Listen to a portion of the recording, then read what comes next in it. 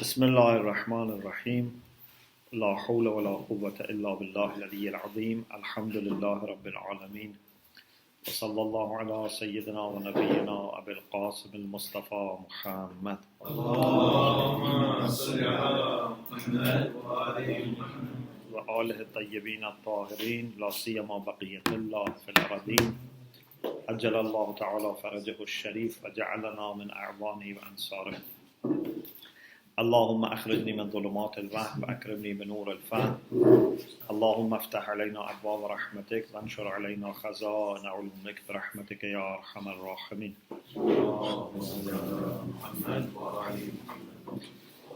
Alhamdulillah, we have tawfiq to have our webinar tonight from Lopiano in Italy, and Alhamdulillah we have large group of our brothers and sisters with us, and inshallah in the second part we are going to greet inshallah everyone, and it's a great joy to be together and connected to you in different parts of the world.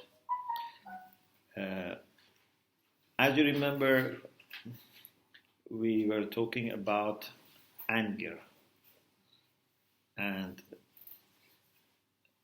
we had the first part of discussion about anger. Now we are going to have the second and final part. I hope this discussion helps us to first avoid anger, and second, if it happens that you become angry, then you are able to suppress your anger. I'm not going to test you by trying to make you angry and see what you do, but maybe in the retreat we can do that. Okay. So the first chapter for tonight is about how to treat ilaj, how to treat anger when it is activated. It's like fire which is there and you want to extinguish. Imam Khomeini says there are two ways. One is scientific, ilmi, one is practical, amali. Of course, scientific by itself can help in practical side. For scientific or theoretical treatment, what we have discussed last week, if you can work on that, it would help you not to become angry or not to lose your balance. So today we focus more on the practical side. He says, for practical treatment of anger, the main thing is you try to direct your nafs away from anger. Because if you become angry, it's too difficult to control it. Like we say, to prevent is better than treatment, for illness. Here also, it's better not to get angry, because if you become angry, then it's very difficult. He says it's like an oven full of fire. And it's very difficult to control when fire is very, very strong. And he says we have to be careful before we become very angry. We somehow divert our attention to something else. Sometimes we cool down ourselves. For example, one thing that can help is if you are, for example, angry or getting close to becoming angry in a place, go to another place. Yeah? For example, maybe you are in a room and you have heard some bad news. So leave that place, go to another place, go to a park, go and walk. Okay? Go and watch lectures and do mubahis. so that your anger goes away.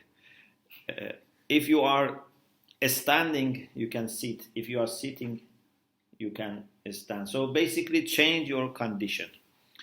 Or it is said that start doing dhikr. And Imam Khomeini said, even some people have said that dhikr, in such cases, it's wajib. Sheikh Hurra Amili, the one who has compiled Wasailu Shia, has said that dhikr of Allah subhanahu wa ta'ala at the time of anger is wajib. Okay? Or do something else. For example, you are very angry. Make salad. Take the knife and work on the cucumber. So your anger, inshallah, but don't cut your finger. So keep yourself busy with something. Go and wash your car. So with keeping yourself busy, your anger may go away. Then he says, this helps you in two things. One is you manage to control your nafs and make it quiet. The second is that if you keep doing these things, your nafs changes and doesn't become angry. Yeah? If your nafs 10, 15, 20 times is controlled, it's like a wild horse that you tame it. Yeah? Whenever you get angry, for example, if you do something, for example, you are angry, you vacuum the whole home. Few times do this, your nafs never gets angry.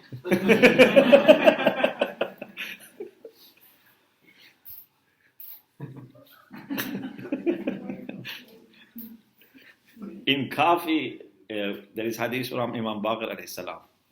إن هذا الغضب جمرة من الشيطان توقد في قلب ابن آدم. Truly, anger is a fire which is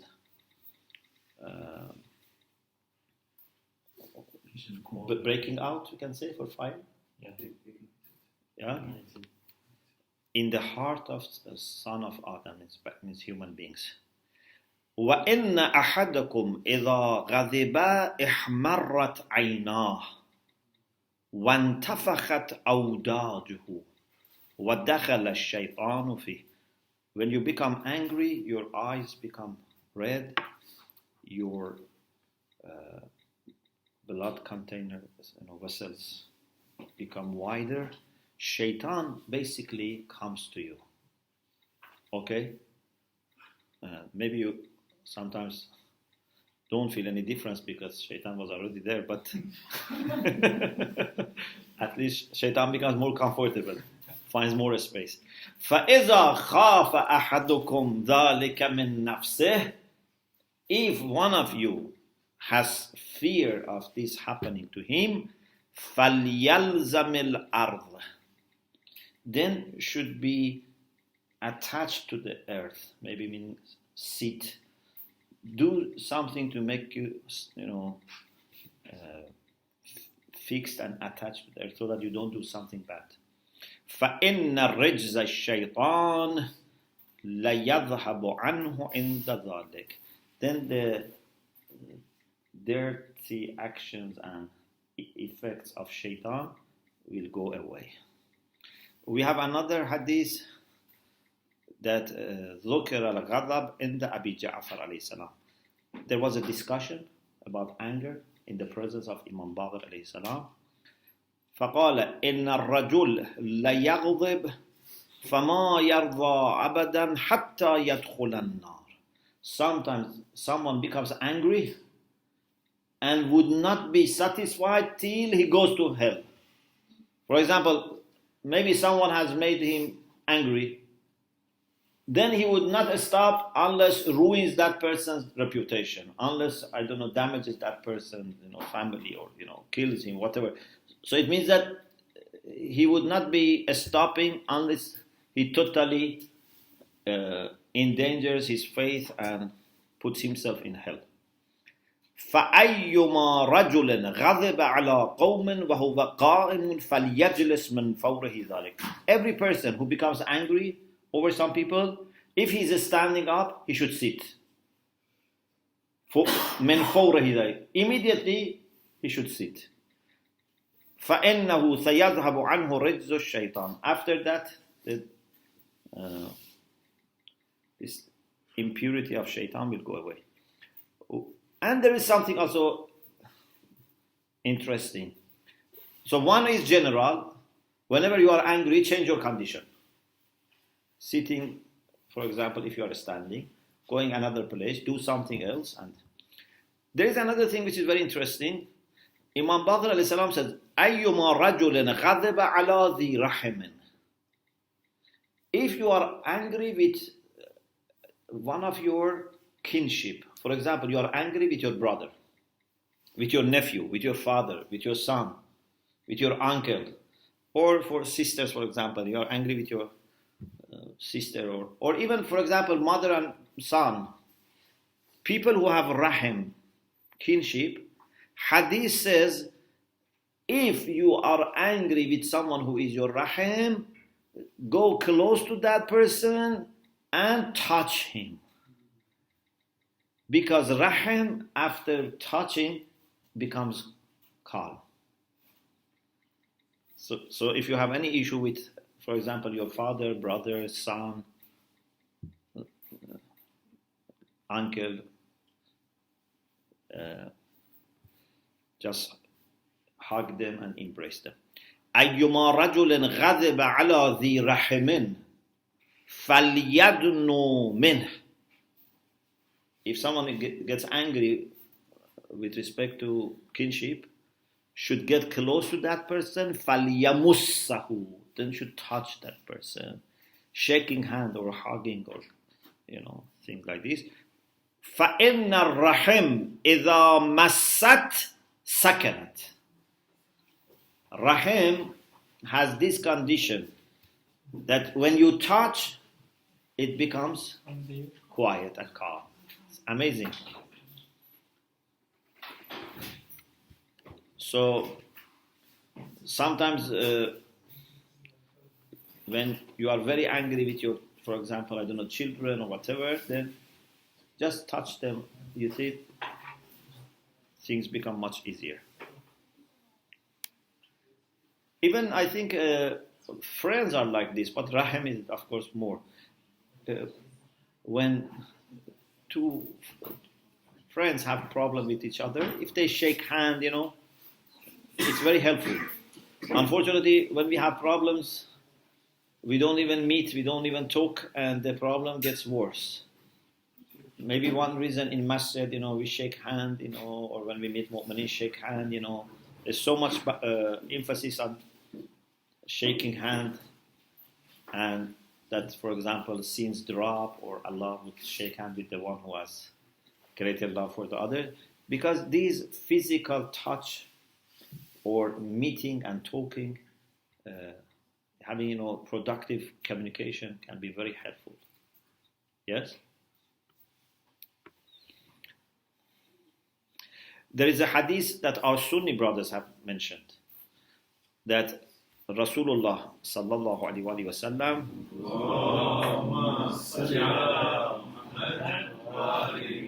this is in Musnad of Imam Ahmad ibn Hanbal.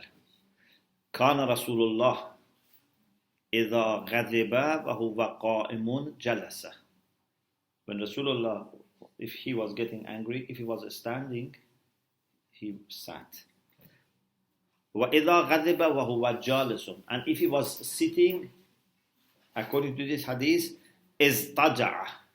He was lying back. So basically getting closer to the earth. Because earth is very calm. So if you get closer, if you are in air, you get more, angry. فَيَذْهَبْ غَيْظُهُ. Then his anger was over. Okay. Now, there is another discussion. What should we do with someone else who is angry? This was about what you do when you become angry. First, we said try to avoid it, try not to let it become strong, and change your condition, do zikr, make yourself busy with something else, and all these things that we said about salah, that washing, all that.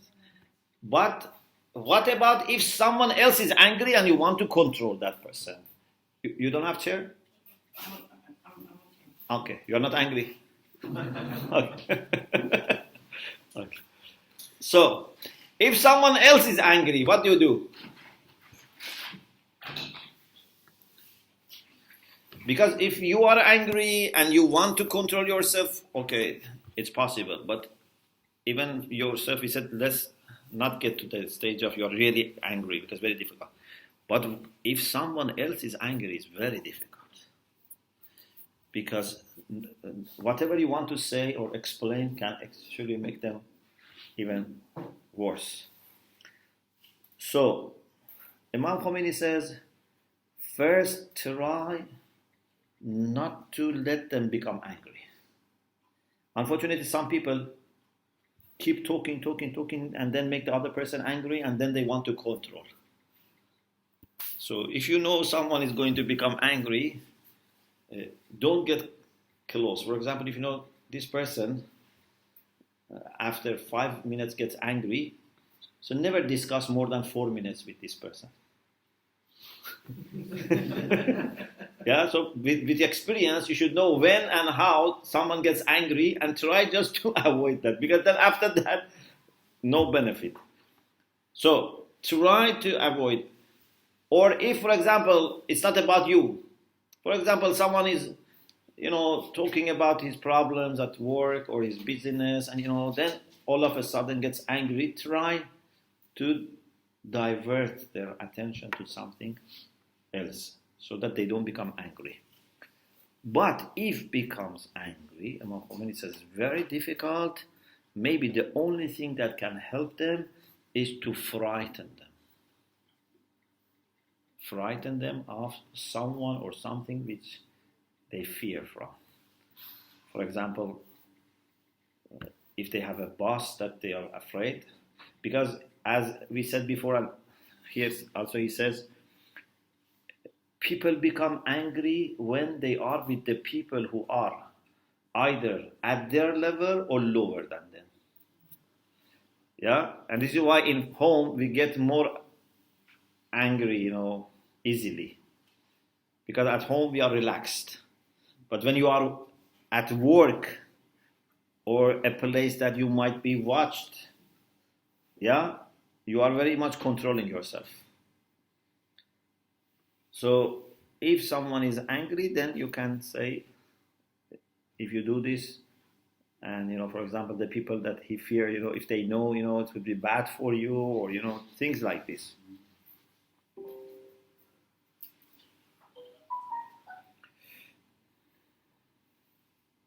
He says, when someone is angry, it's like a fire inside. Okay, they want to release. But if they are frightened, they cannot release it, then this fire will suffocate inside. And it produces some kind of grief and sadness, but it's better than being burnt. Then the final chapter is about treatment of anger by removing and uprooting the causes of anger. What makes you angry? Try to remove it altogether. He mentions two major points here. And he says, in some books they have mentioned more, but he says maybe all go back to 2 points. One, hubbun nafs, your self-love, but in a negative way. It's good to have self-love, but in a negative way. It's like a selfish love, from which hubbul mal, excessive love for money, for position, for fame, all these come out. Power. And when you have this, and you see any threat, any challenge for for example, money, for position, for power, for reputation, that self-love creates anger. Because you think you are challenged. You want something, and now you don't get it, or it's difficult, you become angry. But if you don't have that type of selfish love for yourself, you don't become angry. Imagine if you are working hard, for example, to become member of parliament or minister or, I don't know, head of a party, if you are very much working on, then if people do something that may reduce your vote, you become very angry because that's the main thing for you. But if this is not that much important for you. So this is one point. So he says, if we can remove hubb dunya, which was previous discussion, then inshallah there would be no reason for getting angry. The second thing that he mentions is about mistake or ignorance that some people have. They think to be angry is a matter of perfection. Say, look, I can, be angry, I can, shout, I can scream, I can, do this, I can do that. I just remembered, once a person came to me and, was telling me about himself with pride that I took a gallon of, petrol to, an office and said, if you don't help these people, I'm going to burn here, things like this. And he was, I think, in a sense, also threatening me by saying that he has done this to other places. So some people, think this is a matter of, a strength and pride, that they can become angry and, they can beat people, saying, last time I was angry, I, sent few people to hospital, They think it's a sign of strength and bravery. And he says, this is mistake. Then he has very good discussion here, very beautiful discussion about what's the difference between bravery and anger. Shaja'ah and ghadab. It's a very beautiful discussion. Someone who is angry, first of all, it's because of weakness. Why someone becomes angry? Because he's very weak. For example, if there are two drivers, and one of them is, for example, not giving a space to the other, car to, pass by or whatever, or the other person gets very angry because he's creating problem for him, But if the other one is a police, actually he starts laughing. Says, I know what to do with you. The police doesn't get angry if the other car is going fast or doesn't give him a space. Yeah? Because knows how to control this person. When people are weak, they become angry. Or when people are ill, if their health is not good, or they are not as strong physically or psychologically, they become angry very soon. But bravery is different. Bravery is characteristics of one of the characteristics of people who are strong, who are healthy, who have willpower. For example, he says, children become more easily angry than adults. Not because they are stronger, because they are weaker. Or old people become angry more easily than young people. Of course, teenagers are exceptions.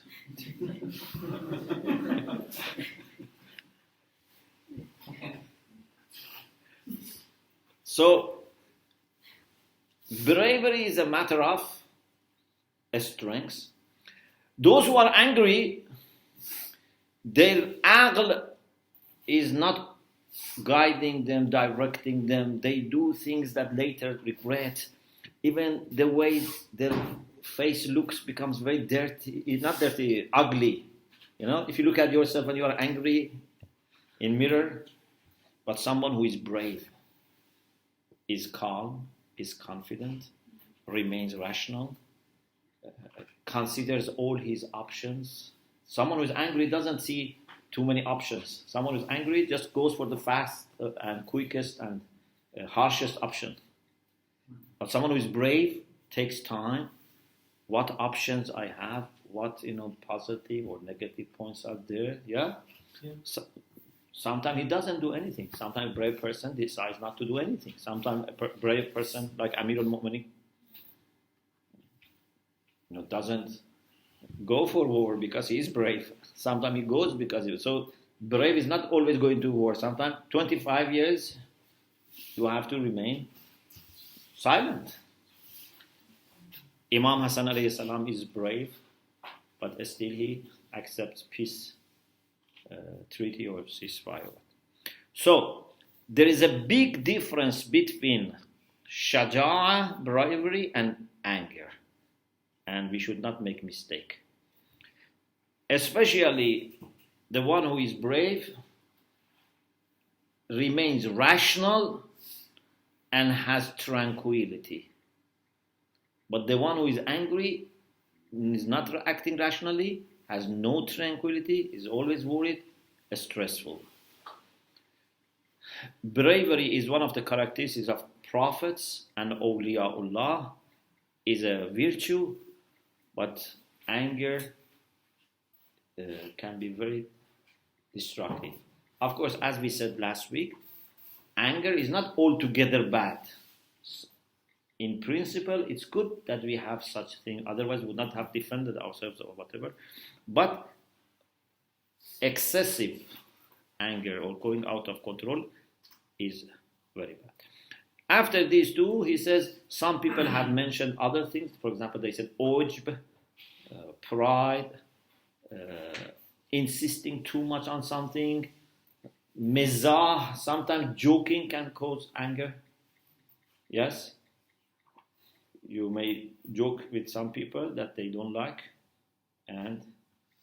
or you may joke with some people who love joke, but they say this is repeated, they get angry. So, but he says these are things that can be reduced back to hubbun nafs. So the main thing is hubbun nafs, and the second was mistake in thinking that anger is a good thing and taking it as a kind of perfection. Okay, alhamdulillah, we finished this hadith. The next discussion is about asabiyya, about bias. And there's a beautiful hadith that inshallah we will discuss that says, if someone has very, very little amount, even like khardal, particle of asabiyya, would not go to heaven.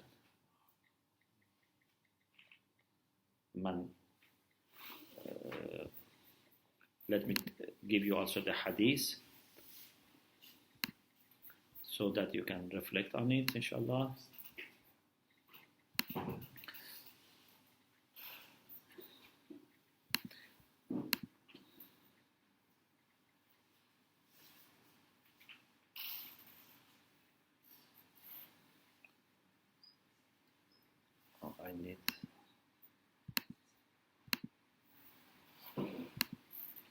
I need internet, but yes, it's okay, fine.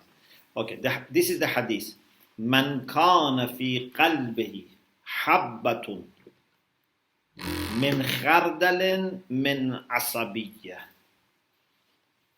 Okay, the one who has a seed, a small particle of asabiya, khardal is mustard, right? بعثه الله يوم القيامة ما أعراب الجاهلية. Allah subhanahu wa ta'ala would resurrect him on the day of judgment with the Bedouins of the time of Jahiliyyah. There is another hadith that man ta'assaba or tu'assiba lah, which is about a problem in Akhirah, and I think it's about not going to heaven. So inshallah we will talk about it. Just have this in your mind about bias, about asabiyya. We pray to Allah subhanahu wa ta'ala to help us remove all vicious traits of character, and in particular we ask Him to help us have balanced exercise of the faculty of anger, so that we only become brave and not too much angry or never ever showing any sign of bravery. We just want to have balanced position, inshallah. We pray to Allah subhanahu wa ta'ala to bless the soul of Imam Khomeini and all ulama who have kept for us and developed for us these beautiful teachings of akhlaq. وآخر دعوانا أن الحمد لله رب العالمين. اللهم صل على محمد وآل محمد.